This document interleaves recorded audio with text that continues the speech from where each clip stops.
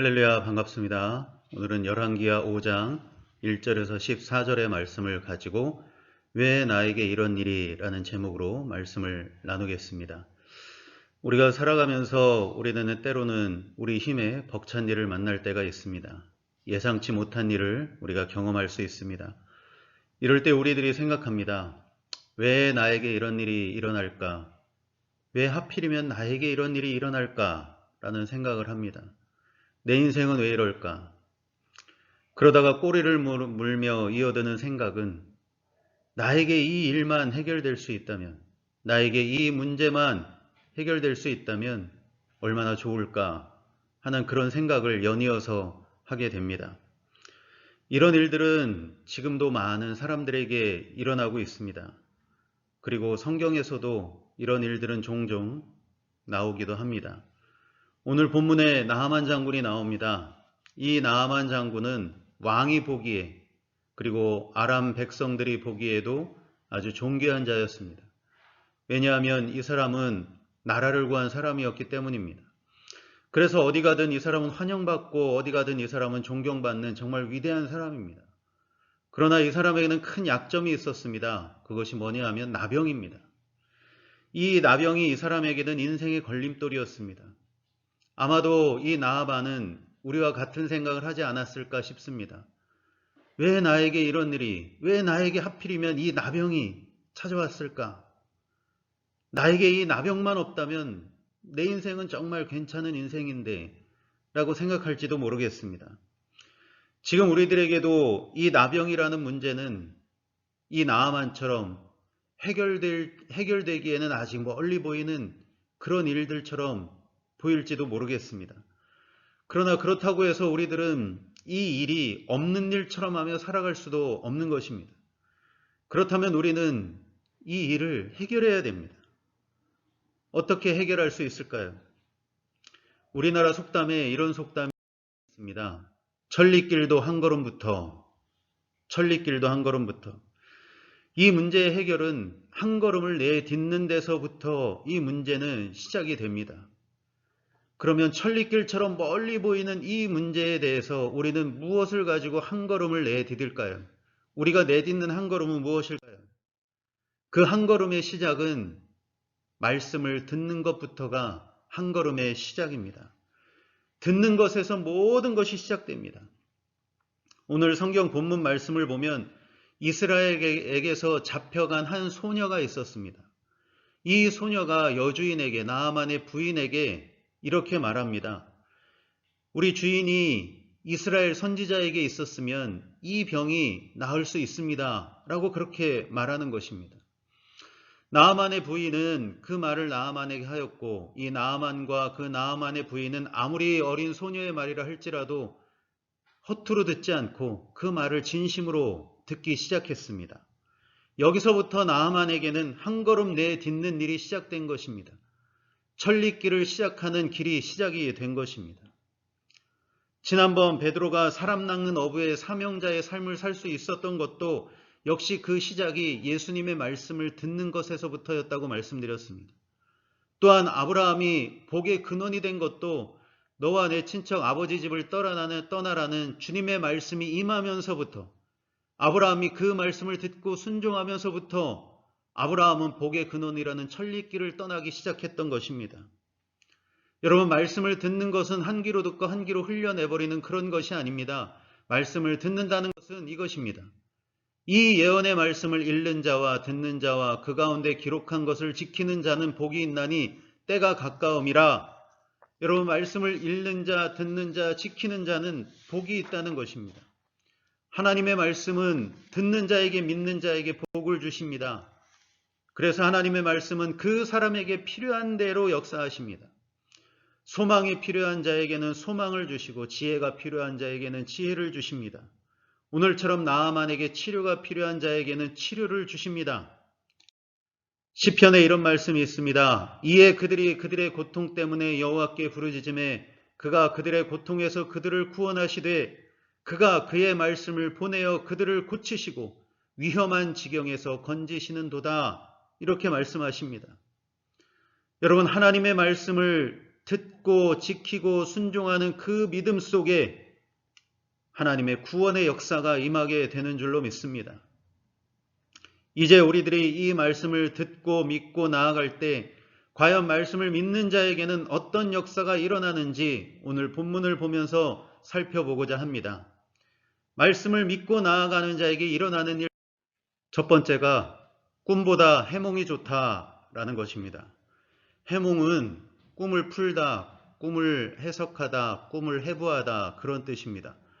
그러니까 내가 이 문제를 어떻게 해몽해 내느냐에 따라서, 즉 내가 이 문제를, 이 사건을 어떻게 풀고 어떻게 해석해 내느냐에 따라서 그 사람의 결과가 달라지고 그 사람의 미래가 얼마든지 달라질 수 있다는 것입니다.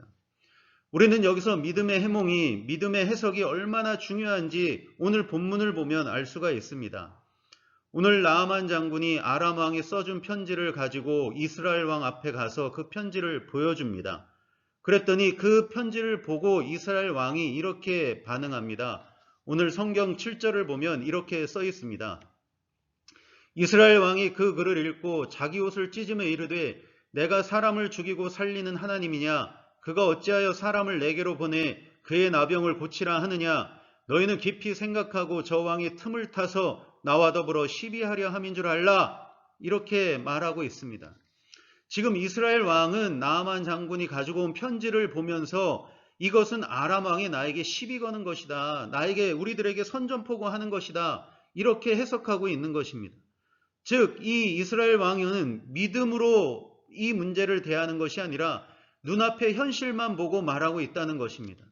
반대로 엘리사는 그 편지를 보고 이렇게 말합니다. 8절에 보면 하나님의 사람 엘리사가 이스라엘 왕이 자기 옷을 찢었다함을 듣고 왕에게 보내 이르되 왕이 어찌하여 옷을 찢었나이까? 그 사람을 내게로 오게 하소서. 그가 이스라엘 중에 선지자가 있는 줄 알리이다 하니라. 이렇게 말합니다. 즉 엘리사는 이것은 이 병을 고칠 수 있는 분은 하나님밖에 없고 하나님의 사람 선지자밖에 없다. 이렇게 해석하고 있는 것입니다. 여러분, 엘리사에게는 믿음이 있었습니다. 믿음이 있었기 때문에 이것은 불가능한 것, 전쟁을 위한 것이 아니라 하나님의 섭리구나, 하나님이 하실 일이구나 하는 그런 믿음이 엘리사에게는 있었다는 것입니다. 여러분, 이 두 해석 중에 어떤 해석이 더 소망이 있습니까? 이스라엘 왕, 전쟁이구나 라고 생각하면 앞이 캄캄합니다. 그러나 엘리사처럼 이것은 하나님의 섭리 가운데 있는 일이구나 라고 생각하면 이것은 소망이 보이기 시작하는 것입니다. 이것이 믿음을 가지고 바라보는 해석과 그렇지 않은 해석의 차이라는 것입니다. 또 하나가 있습니다. 여기서는 말씀을 잘 듣는 것이 얼마나 중요한가를 알려줍니다.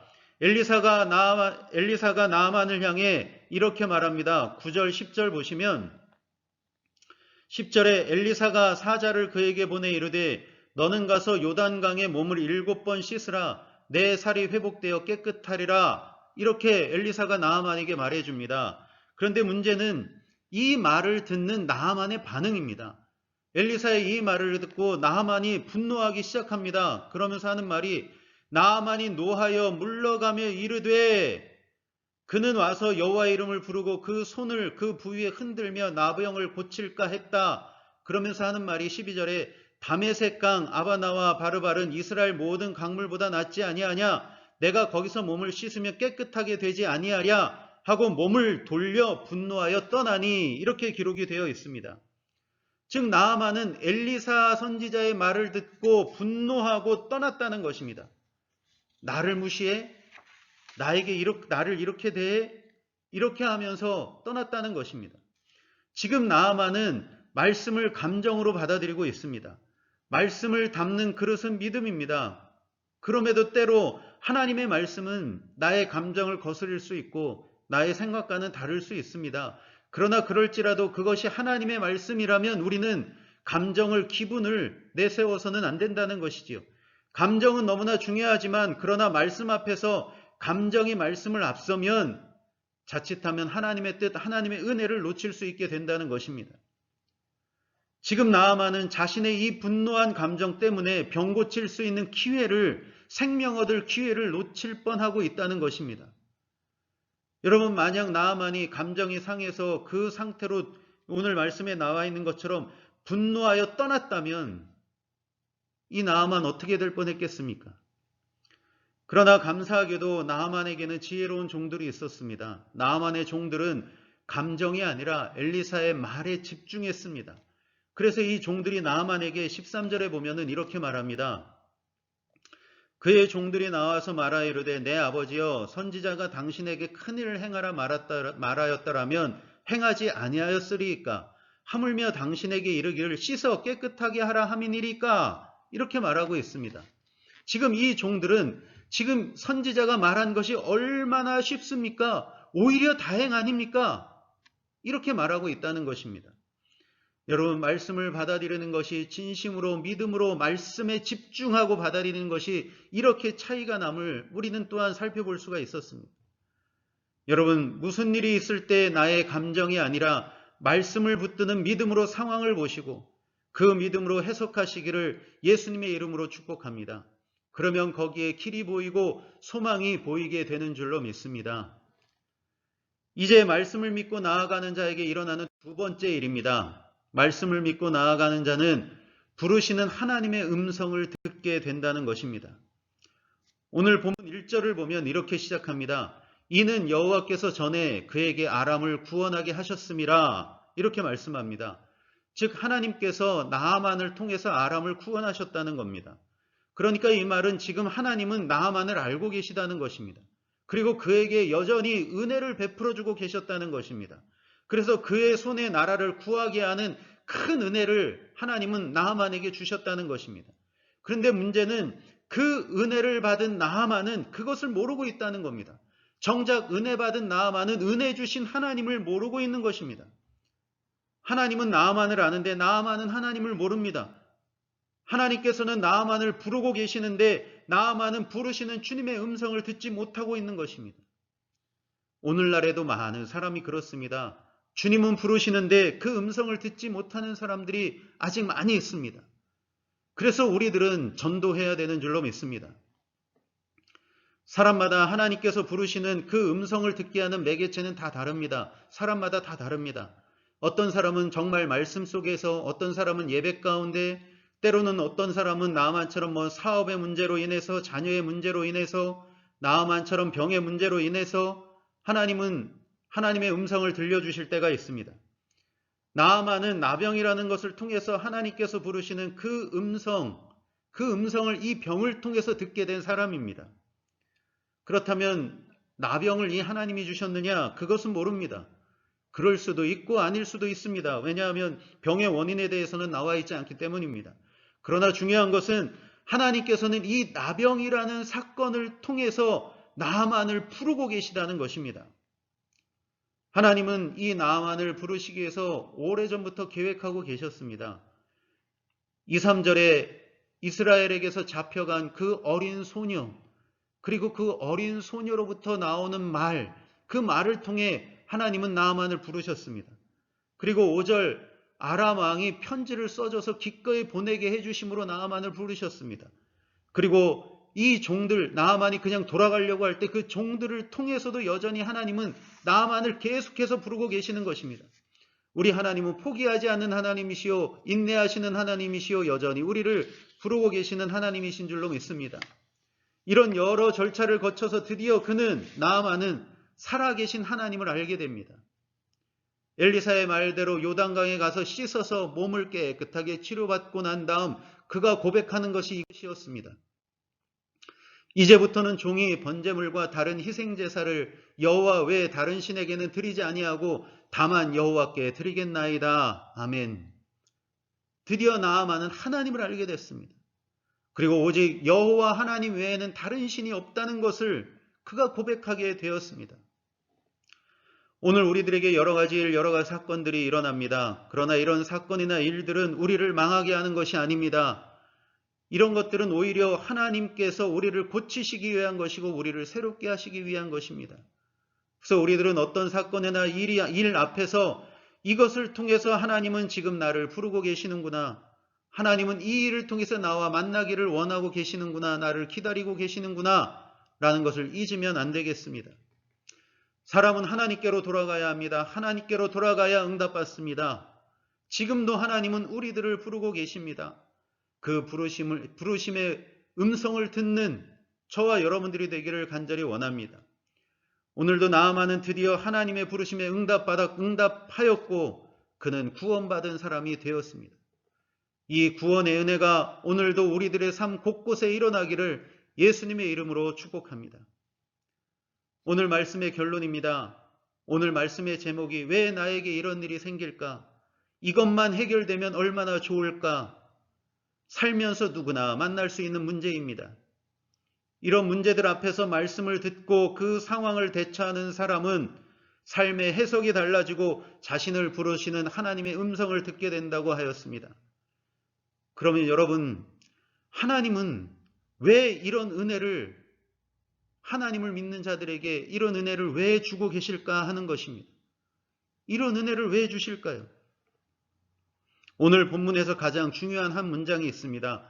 오늘 성경에서 엘리사 선지자를 무엇이라고 부르는가 하면 8절에 보면 하나님의 사람 엘리사라고 기록하고 있습니다. 또 15절에 보면 나아만이 모든 군대와 함께 하나님의 사람에게로 돌아와서 이렇게 기록합니다. 엘리사는 해석이 달랐습니다. 이스라엘 왕과 달랐습니다. 그리고 엘리사의 말 요단강에 7번 씻으라는 말에 하나님은 힘을 실어주셨습니다. 왜 그러셨습니까? 엘리사는 하나님의 사람이었기 때문이었습니다. 엘리사는 하나님의 사람이었기 때문에 하나님이 들어주셨고 하나님이 책임져 주셨고 하나님이 역사해 주셨습니다. 엘리사는 바로 하나님의 사람이었기 때문에 하나님이 그만큼 엘리사에게 은혜를 내려주셨던 것입니다. 그렇다면 여러분, 오늘 우리들이 누굽니까? 저와 여러분들은 누굽니까? 우리는 바로 하나님의 사람, 하나님의 자녀인 것입니다.